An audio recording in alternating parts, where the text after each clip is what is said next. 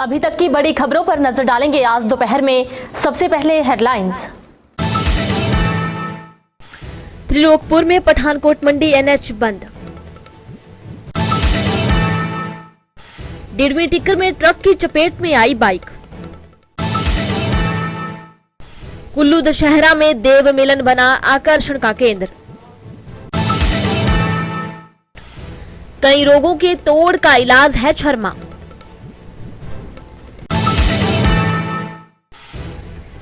मोटे अनाज से बनी खाद्य पदार्थों की मांग बढ़ी। और अब खबरें विस्तार से। पठानकोट मंडी नेशनल हाईवे पर त्रिलोकपुर पुल का उद्घाटन 12 फरवरी 2011 को तत्कालीन मुख्यमंत्री प्रेम कुमार धूमल द्वारा किया गया था। अब इसके बाद 7 4 लेन कंपनी द्वारा बनाए जा रहे पुल के कार्य की खुदाई के कारण इसकी अप्रोच धंस जाने से यातायात अवरुद्ध हो गया। लाखों रुपए की लागत से निर्मित त्रिलोकपुर पुल को 4 लेन कंपनी की खुदाई ने नुकसान पहुंचा दिया। पठानकोट मंडी नेशनल हाईवे सैन्य दृष्टि से भी अहम है, क्योंकि आर्मी के वाहन भी इसी मार्ग से होते हुए लेह लद्दाख को गुजरते हैं। अब यातायात को 32 मील कुठेहड़ जवाली किया गया है, जिस कारण धर्मपुर से अमृतसर सहित अन्य लंबे रूटों की सरकारी बसें जवाली से होकर गुजरी। जवाली मार्ग पर काफी आवाजाही रही। हालांकि 32 मील कुठेहड़ जवाली मार्ग पर भी घमीरतल के समीप मार्ग का आधा हिस्सा बरसात में देहर खड्ड में बह गया था तथा विभाग ने इसके पास से वैकल्पिक रास्ता बनाया है, जो कि भारी वाहन के गुजरने से खिसक सकता है। इस बारे में NHAI के DM तुषार सिंह ने कहा कि पुल का निरीक्षण किया जाएगा तथा उसके बाद ही कोई निर्णय लिया जाएगा। डिडवी टिक्कर में आज सुबह ही एक ट्रक की चपेट में आने से बाइक सवार की मौके पर ही मौत हो गई। युवक अनिल कुमार पुत्र विजय कुमार चौंतड़ा का रहने वाला है। प्रत्यक्षदर्शियों के अनुसार बाइक सवार तेज रफ्तार से ट्रक के पिछले टायर से टकराया। ट्रक हमीरपुर की तरफ जा रहा था। पुलिस मौके पर पहुंचकर छानबीन में जुट गई थी।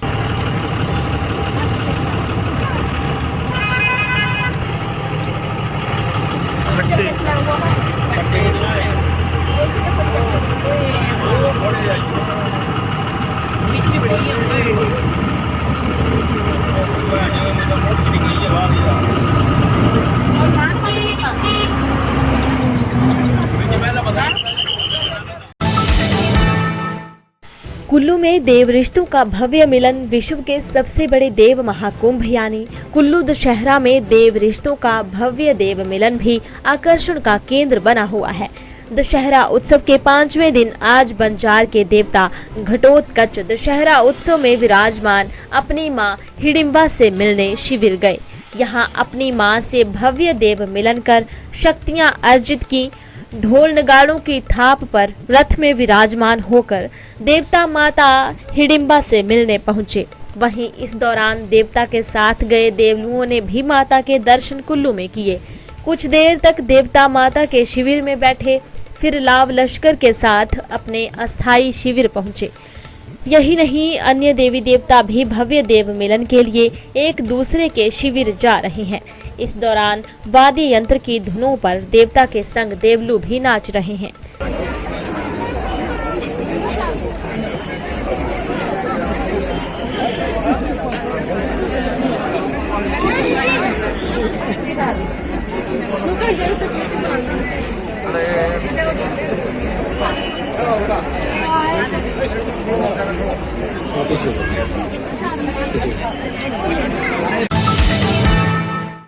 लाहौल स्पीति क्षेत्र में प्राकृतिक रूप से उगने वाली प्रजाति छरमा हार्ट ट्यूमर, मधुमेह और अन्य रोगों के लिए कारगर साबित हो सकती है। यहाँ पर अंतर्राष्ट्रीय कुल्लू दशहरा उत्सव में नाबार्ड के सहयोग से लगाई गई प्रदर्शनी में छरमा से तैयार किए गए जूस और इसकी पत्तियों से चाय सहित अन्य उत्पाद लगाए गए हैं, जो कि हाथों हाथ बिक रहे हैं। पहले इस प्राकृतिक उत्पाद का इस्तेमाल ग्रामीण स्तर पर ही लोग अपने दिनचर्या में करते थे, लेकिन जैसे ही नाबार्ड और शोधकर्ताओं की टीम को इसकी खूबियों के बारे में पता चला तो उसे लार्ज स्केल पर काम करने के लिए मार्केट में उतारा है। लोग लाहौल स्पीति में प्राकृतिक रूप से उगने वाली छरमा प्रजाति के उत्पादों की खरीदारी करने में खासा उत्साह दिखा रहे हैं। तो वहीं कमला देवी ने बताया कि इसके अलावा ऊनी कपड़े भी खुद हाथों से तैयार करके लगाए गए हैं। अजय ने बताया कि जीबी पंत राष्ट्रीय हिमालय पर्यावरण संस्थान और नाबार्ड के सहयोग से इस बार स्टॉल लगाया गया है। यहाँ पे अंतर्राष्ट्रीय कुल्लू दशहरा उत्सव में आपका स्टॉल लगा है लाहौल स्पीति से, क्या क्या प्रोडक्ट लगाए हैं यहाँ पे, क्या क्या बेच रहे हैं यहाँ पे? सर ये हम जुराबे, टोपी, क्या नाम, अचार, धूप हो गया, सत्तू, कट्टू। हाँ जी। आप कहाँ से हैं? लाहौल स्पीति से। आपका क्या नाम है? शिवलिंग से जी। आपका नाम क्या जी? कमला जी। कितने लोग जुड़े हैं आपके साथ? हम तो 10 ग्रुप है जी। क्या क्या नाम है आपका ग्रुप? आपका नाम ग्रुप का? हाँ जी। ग्रुप का नाम क्या है जी? ठीक है। मोगर जी, मोगर। ठीक। मोटे अनाज से बनी हुई मिठाइयों, खाद्य पदार्थों को लोगों द्वारा काफी पसंद किया जा रहा है, क्योंकि लोगों द्वारा पहले इस प्रकार के खाद्य पदार्थों, मिठाइयों को ना ही देखा था और ना ही खाया था। यूं लोगों को मोटे अनाज से होने वाले फायदों के बारे में जानकारी मिल रही है। मोटे अनाज से बने खाद्य पदार्थों की मांग दिन प्रतिदिन बढ़ रही है। वर्ष 2023 को अंतर्राष्ट्रीय मिलेट्स वर्ष घोषित होने के उपरांत जिला ऊना में भी मिलेट्स के प्रति लोगों की जागरूकता बढ़ रही है। ऊना जिला के स्वयं सहायता समूहों द्वारा मोटे अनाज से बनी मिठाइयां तथा अन्य खाद्य पदार्थ बनाए जा रहे हैं। लोग धीरे धीरे इनका स्वाद ले रहे हैं, जो कि इन्हें काफी भा रहा है, जिससे लोगों में इसके प्रति जागरूकता बढ़ रही है। ऊना ज़िले में जो हमारी राष्ट्रीय आजीविका मिशन से जुड़े स्वयं सहायता समूह हैं, उनकी बंगाना और ऊना उपमंडल की जो महिलाएं हैं, उन्होंने मोटा अनाज या मिलेट्स या श्री अन्न जिसको कहते हैं, उसको आगे प्रमोट करने के लिए और उसके जो लाभ हैं वो आम नागरिकों तक पहुंचाने के लिए अपने जो बिज़नेस करते हैं उसमें श्री अन्न के जो उत्पाद हैं उनको शामिल किया है, जिसमें बाजरे के लड्डू, रागी की बर्फ़ी और रागी के बिस्कुट जो हैं वो बनाना शुरू किया है। और इनको बहुत अच्छा जो रिस्पॉन्स है वो लोगों से मिला है। जैसा आपको पता है कि जो श्री अन्न या मोटा अनाज है उसका जो ओरिजिन है, उद्गम है, वो भारत देश है। और ये विश्व स्तर पे जो है वो अंतर्राष्ट्रीय मोटा अनाज का दिवस जो वर्ष है वो पूरा पिछले वर्ष मनाया गया है। और उसके बाद ये सारी चीज़ें शुरू हुई हैं। इसमें शोध जो निकले हैं उससे ये पता चला है कि जो बाकी अन्न हैं उनसे जो ग्लूकोज लेवल या शुगर लेवल है स्पेशली वो बहुत ज़्यादा बढ़ता है।